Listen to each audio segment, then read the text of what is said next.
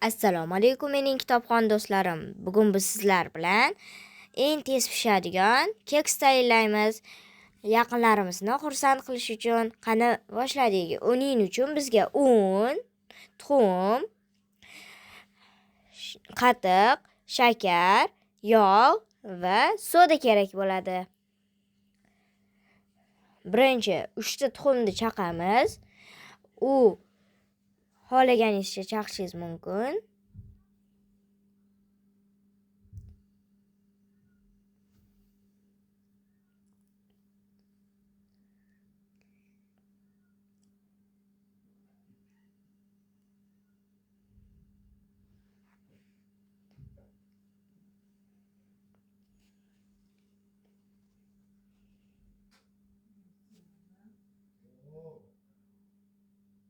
Va mikserda aralashtiramiz.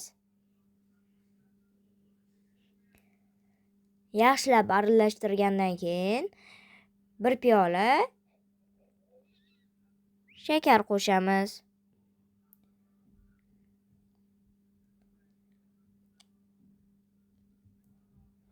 Va yana bir marta aralashtiramiz va un qo'shamiz.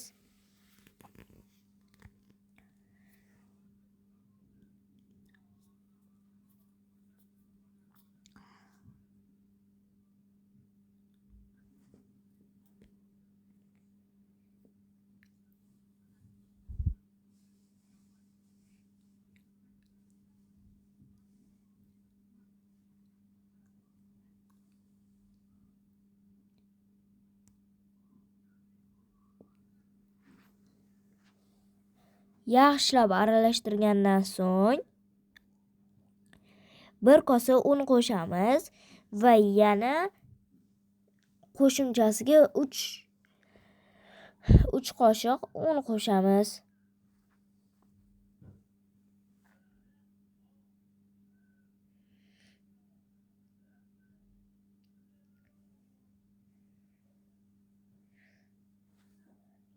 Va sal aralashtiramiz, qoshiq yoki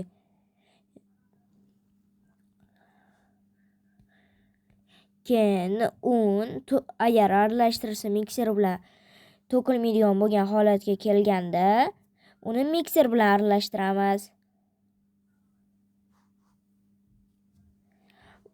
Mikserda maksimal mощностьga qo'yamiz.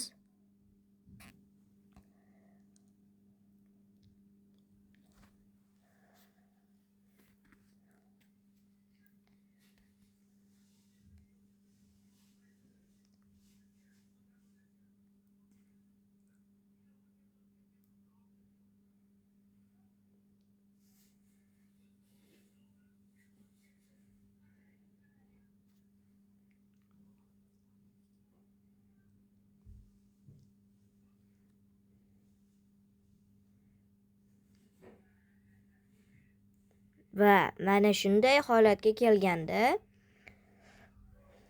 adajonimga ham juda yoqdi.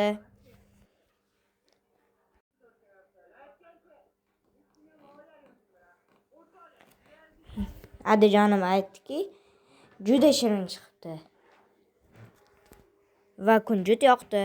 Va men ham dadamdan keyin tatib ko'ray. Bismillah.